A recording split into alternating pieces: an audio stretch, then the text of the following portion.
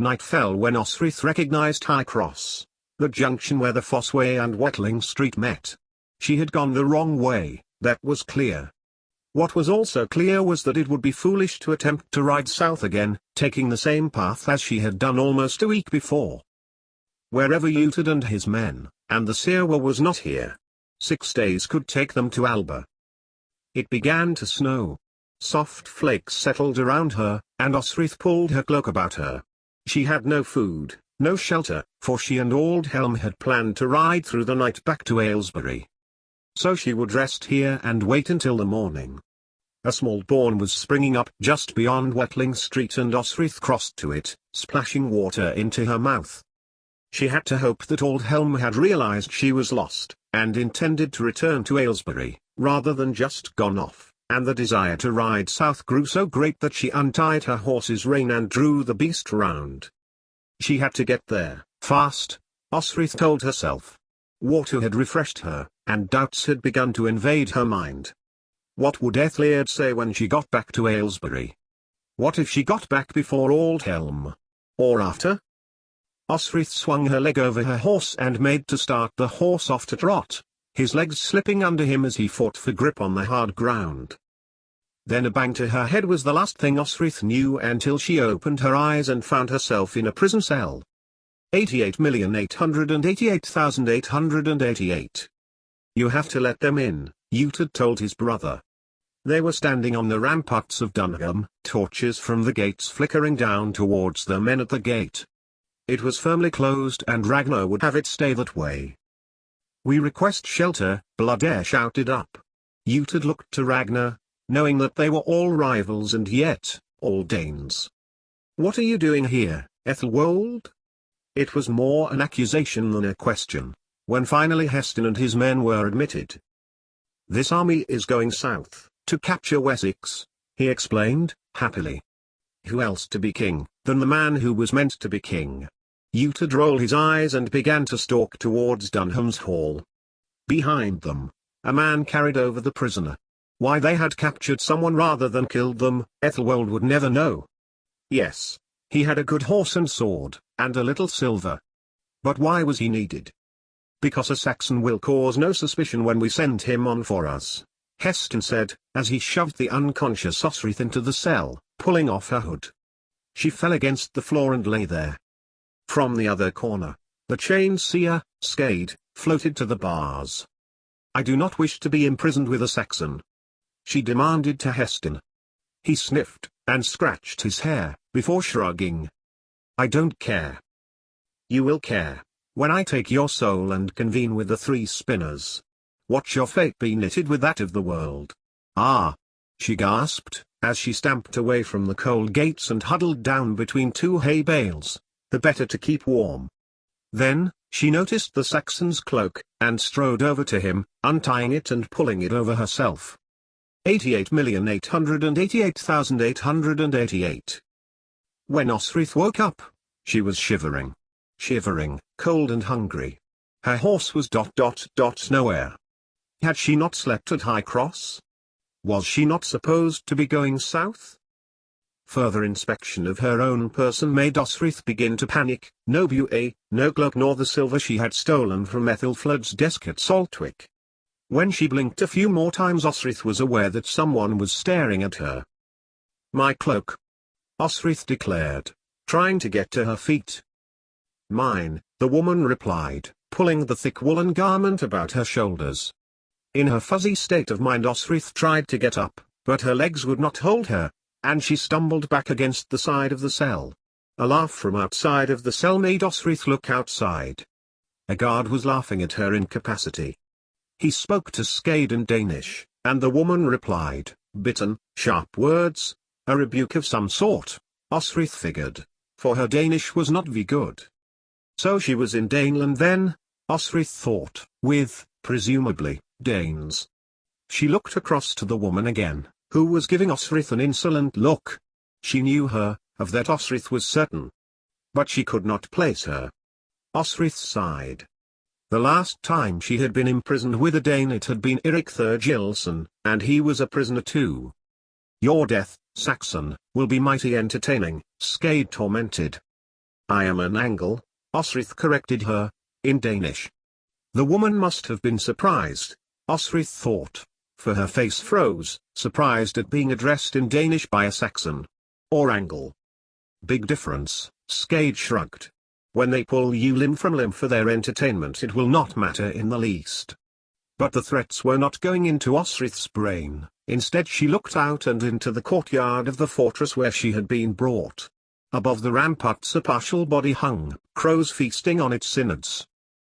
You see, Skade said, reading Osrith's actions and implying her thoughts. That will be you tomorrow. Osrith blinked and looked back to the woman again. And where is this, that I will be decorating? We must be north. Dunham? And Osrith stared around again. She was meant to come here, as a child. This would have been her home, when she had been forced to marry Sven Guddansen, by her uncle. Dunham? Osrith thought, in wonder. Then, she shot her head back to the woman, who was eating an apple curled up in Osrith's cloak. Osrith remembered her, the same insolence, the same arrogance. The seer. You made him ill, Osrith said. Utad. The woman widened her eyes, and stopped eating her apple. And you are the woman who followed him, Skade said. You, but she broke off. For a woman stood before the cell. She was shorter than Osrith and her hair was braided in the Danish way. She seemed not to see Osrith, or else, Osrith was not her concern. The woman glared at Skade, who floated towards the woman. They began to argue in Danish that was too fast for Osrith to understand, which resulted in the brown-haired woman thrusting a staff with a ram's head atop outside the prison. The guard jumped, but that was nothing compared to what the white-haired seer did. Osrith was certain she saw the woman recoil in what looked like a great deal of pain. It was only after the woman began to walk away from the cell that she turned and seemed to notice Osrith. And you are the Saxon stooge, she said to Osrith, disdainfully. I am what? Osrith asked. I do not know how I came to be here, I was riding south. And now you are north, the woman replied, alive, until you have fulfilled your usefulness. And away she went. Osrith sank back to the cold floor, drawing her legs up to her chest. It was cold, and she sat staring at Dunham's tall, straight walls, as if a forest of decapitated trees had been planted in lines to form its walls. Then, after a time, Osrith realized the woman was staring at her. You are no warrior, Skade said, baiting her. A warrior would have fought to gain his cloak back by now. Keep it, Osrith said, and stared out again, feeling a lump in her bindings. The silver coin Finan had given to her as a token of their connection to one another. It was like a promise, like a suggestion of an interest in one another. Osrith held it up in front of her, examining its surfaces. It was an Alfred coin, of course, for he had spent a good deal of his life in Winchester with Utad. But, if she ever got out of Dunham, she would have to give it back to him.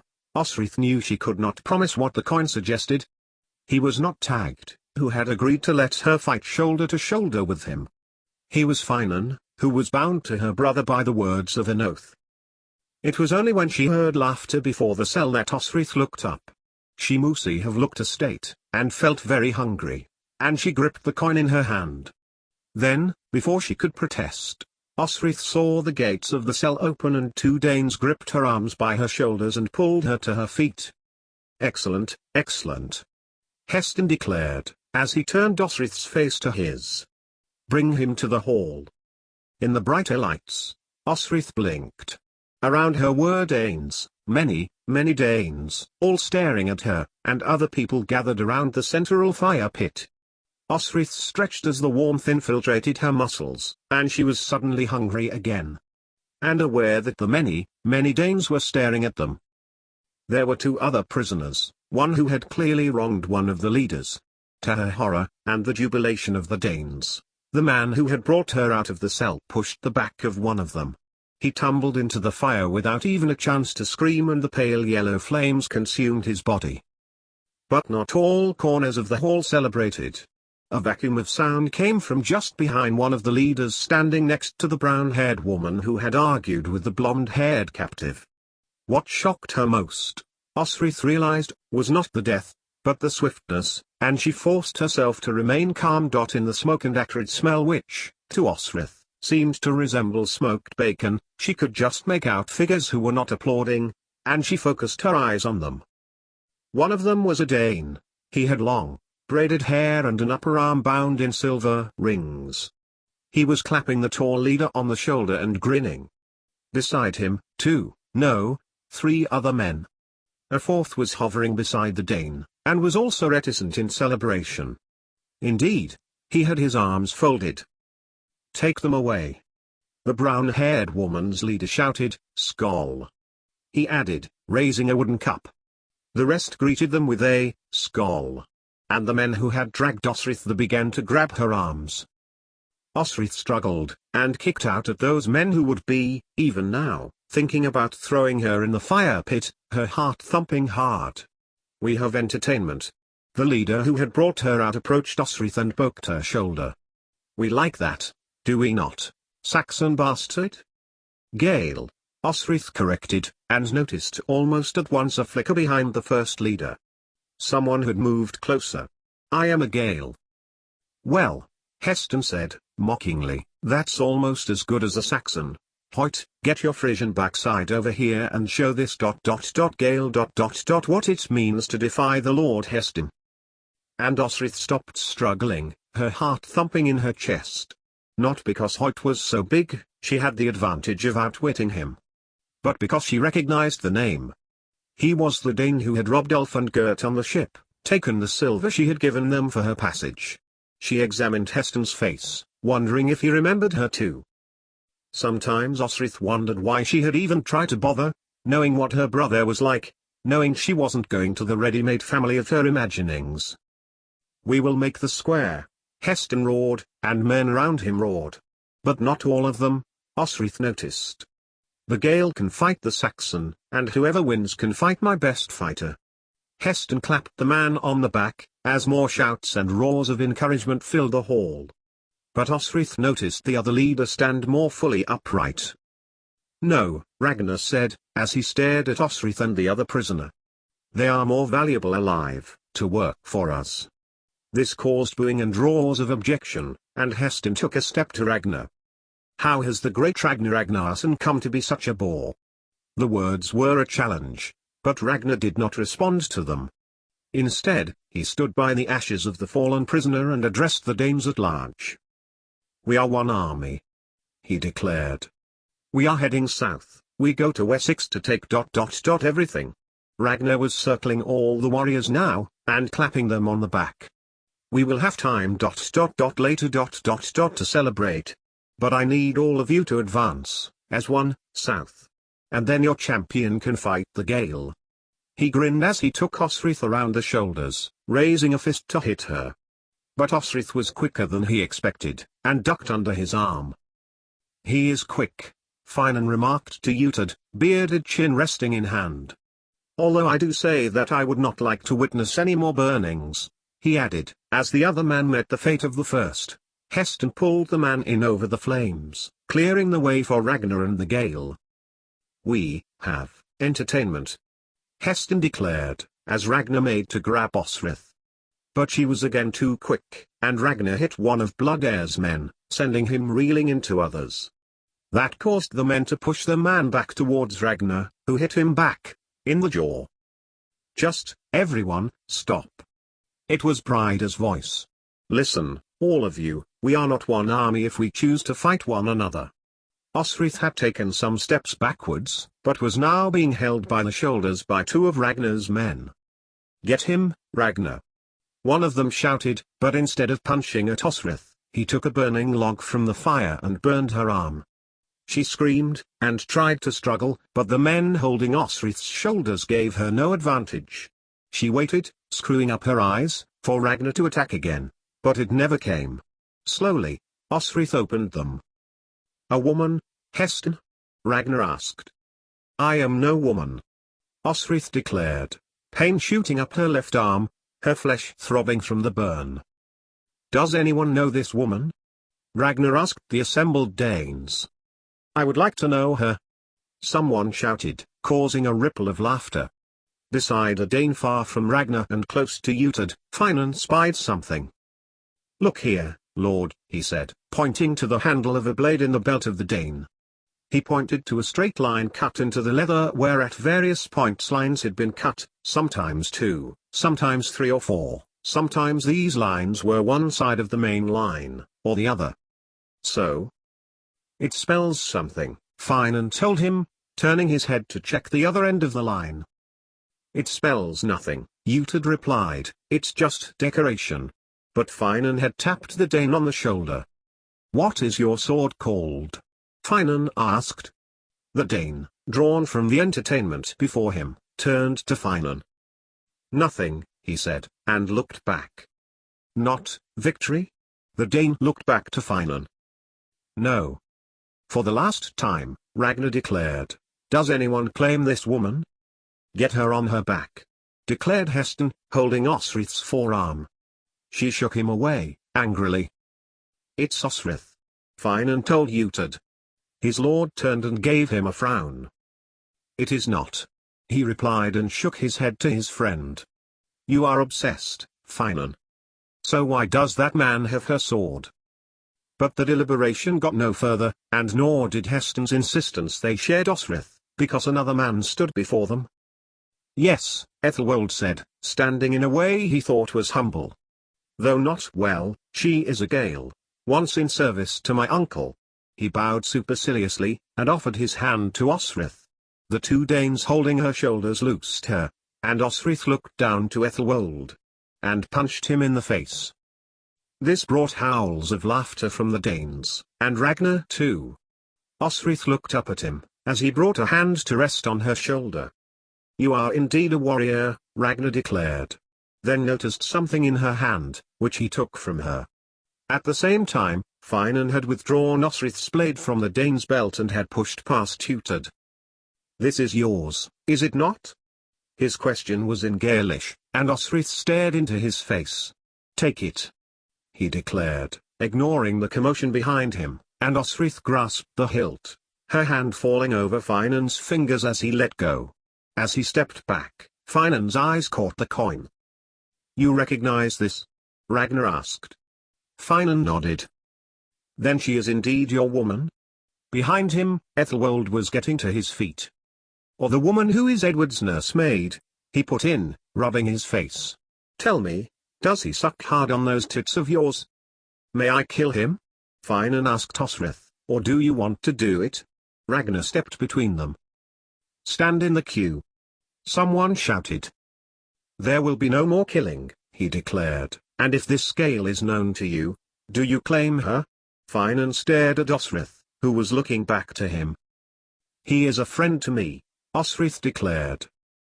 "This is true, brother," Utad put in, stepping past Bryder. Osrith looked up at this unexpected defense from her brother, and the guilt of Gisela slid into place once more. "Yes," said Finan, quickly. Osrith shot him a look and saw that the corners of his mouth turned up a little and he nodded his head. "I am her friend." "There we have it, no more entertainment tonight," Ragnar declared, and Osrith nodded a thanks to Finan, as she re-scabbarded Buey. "What was that?" Utad asked, as Finan joined them at the table with Ragnar. Bryder had crossed to where Osrith was still standing, and was talking to her. "Ogam," Finan replied. It was an ancient Irish script, the Druid used to use it on stone. "The declaration?" Utad asked. "Are you telling me you would let a woman be gang-raped by these?" Finan made to choose his words carefully, "Danes?" He leaned towards Utad, as Sihtric and Osrith leaned towards him too, desperate not to miss any of Finan's explaining of himself. "You wouldn't, I know you." "Oh, they wouldn't have done that," Utad replied, airily. "Besides, she likes fighting. She wouldn't have liked burning in a fire like those other poor souls," Finan retorted, drinking heavily from the jar that servants had begun to bring round. "Look," he added, "I don't like this, an army to march into Wessex. We have families there." At this point he looked at Sihtric, "And you have children there." "Bibbenberg," Finan declared. "Now that's a fight I can believe in. Come." A hand on her shoulder made Osrith jump. It was the brown-haired woman who was with the warrior leader who had fought her.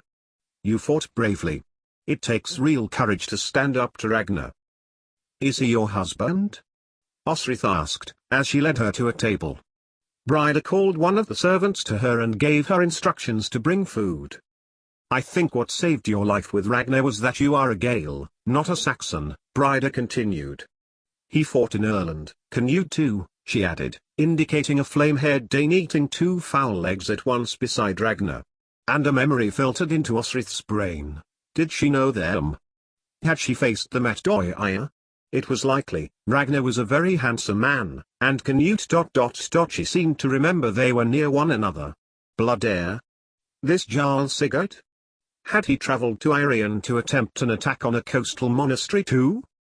Ragnar always says how bravely the Irish fought him, not like the Saxons who run away, or fall to their knees and try to pray. How pathetic is that? Bryda bit into bread, pulled off a passing platter. Even the Welsh women fight back, and we faced a few of those people when we attacked Cael Gwilyd, believe me.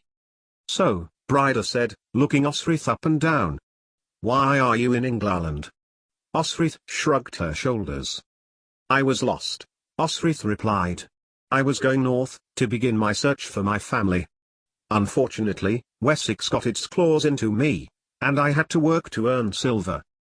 I saw what you did to Ethelwold, Bryda remarked. And you hate Wessex? Winchester, Osrith corrected. The backstabbing, the politics. Osrith drank deeply from the jar containing goat's milk. Behind them, there was a roar as someone won at dice, and tankards smashed together in celebration. You should try living with Danes. Bryda replied. Then you would know of political backstabbing. No. She tailed off, and her gaze fell to her husband, Osrith noticed, before coming back to her. No. They are honest, in their way, fair-minded to one another, not treacherous bastards undermining one another for personal gain like the Saxons. Bryda smiled when she saw that Finan has caught Osrith's eye. And you intend to go north still? Osrith nodded. If she was indeed free to go, she had gained herself free passage almost to the border of Pitland. She watched Bryda get to her feet and felt her cheeks flush as Finan crossed the straw-laden floor, sitting down next to her. Why are you here? He asked, urgently, reaching out a hand to Osrith's. I decided to come overland, Osrith remarked, waiting for his reaction. You never did. Finan exclaimed. What in the Edged? I got lost, Osrith admitted. After I left you, I went south to Ethliad, and the mercent army. Oh, Finan replied, them. And I was given a mission. But I was too late to carry it out. Regarding the Lady Ethelfled, Osrith added, when Finan raised an eyebrow. And I heard what you said about Bibbenberg, Osrith continued, but Uhtred will need to go south. She leaned over the table, talking close to Finan's ear. Ethelfled is hiding for her life in a place called Winchelcombe. And yes, I wish to go north. Osrith. Finan declared, reaching for her hand. Then, he spied the burn on her arm and asked, does it hurt very much? It is cooling, Osrith replied, for Bryda had supplied her with a cloth and clean water to bathe her arm. And north, that is where you want to be? Finan persisted. Osrith shook her head. I do not know, truly. I dare not say any place, Finan Moor, for when my heart is set on something, I lose it, Osrith admitted. From her shirt, Osrith pulled out the silver piece again and held it out towards Finan. But Finan shook his head. Look after it for me, he asked, folding his hand around Osrith's, then withdrawing it quickly when he saw Uhtred glaring at them disdainfully. And he has given up Benin but now he is a Dane, Osrith added, as if that was the topic they had just been discussing. Uhtred frowned, crossly. What do you know of Bibbenberg? He asked, scornfully. Wouldn't you like to know? Osrith thought. Only what Finan has told me, that your birthright was usurped. Uhtred shot a look of outrage at his friend. Finan should learn to keep his mouth shut. Did he say anything else? Uhtred demanded of her. Wait for me in Wessex. But, since I will not get there before this army of Danes and Norse get there to destroy that kingdom, I do think that I have the best of the deal. You should have gone, Uhtred told her, scraping back the bench on which he was sitting. I'll do as I wish. Osrith returned, hotly. I hear you already do. Osrith looked up to Uhtred, who had his hands on his hips. Is your ass jealous of the amount of shit that's just come out of your mouth? She asked. Laughter came from behind Osrith, and Bryda set a lump of bread onto Osrith's plate. This girl seems to know you well, Uhtred, she commented, as Uhtred raised eyebrows. I'll do as I wish, Osrith repeated, when Uhtred made to argue with her. Instead, it was Bryda who had the next say. Stay here with us until the army marches, she said. You will come to no harm. But Uhtred had already gripped Osrith's forearm. And I say you'll do as Finan wishes, as he is your friend, and that is the only reason you are not being passed from Dane to Dane here. Bryda leaned towards Finan. Is she staying? Bryda asked him. No, she's going, said Osrith. At first light. I figure someone had all of my wealth, so we are quits, she said to Bryda. North, she added. Lackland, are you? Bryda asked, shaking her head. You can only be a Dane with a determination like that. Are you a Dane? Osrith asked her. I chose to be one, like Uhtred. She bent close to Osrith's ear. Where does your heart lie? North, Osrith replied, in Danish. In Alba. As yours lies here. And she thanked Bryda for the food, and Finan for his friendship, before making her way outside again. It was a few moments before she realized she was being followed. What is it that Uhtred has done to you? It was Bryda, and she had followed Osrith outside. Many Danes were lying drunk from the night's entertainment, some were throwing up, others asleep between bales of hay, legs sticking out, in the case of one inebriated Dane. Osrith waited for a moment to find a word that truly summed it up. Got in my way, she said at last. Then, you should go in fellowship, with Freya's blessing. Bryda touched her cheek. No man should hump you, though you should be with your friend, she added. But Osrith shook her head. And when the Morrigan comes to you, Osrith replied, let her pick you up, and give you strength. She saw Bryda frown. And who is the Morrigan? How far north have you been? Osrith asked. This far, Bryda told her. When you get further north, your gods will retreat a little, for Alba is the land of the Psyche, the land spirits, Osrith added. Like my god is there, yours will remain. But it is the Morrigan who shouts the loudest. But I am glad to see he is no longer close to death, Osrith told Bryda. And Bryda told her how she had blocked the powers of the seer, Skade, who had been poisoning his mind. With the Nith's tongue, Bryda explained. That's what it is, Osrith replied, intrigued. It looked as if it had an effect on her, yes. You must find somewhere safe to be, Bryda cautioned again. I have seen how Ethelwold has been looking at you, and I think he is the one you have truly had problems with. Osrith nodded. It had been a shock to see Ethelwold. But there was no way in hell she was going to ask Uhtred's permission to be with his men for her safety. In the end, when Bryda turned and followed Ragnar back into the hall, Osrith made her way to the cells. The guard was surprised when Osrith asked in Danish to be put back inside again, and he looked about, as if this was some sort of trick. But, eventually Osrith was back inside, and the lock clicked behind her. Just like the gates of Caeligwylid's prison, Osrith noted, and reached for Eric's jewel, which she now knew she could use to open that gate if she wanted to. 2 small turns and 1 big one would do it. There was a rustle as the seer turned over. Then the blonde-haired woman sat up. You came back, Skade commented, smoothing her hair from her face.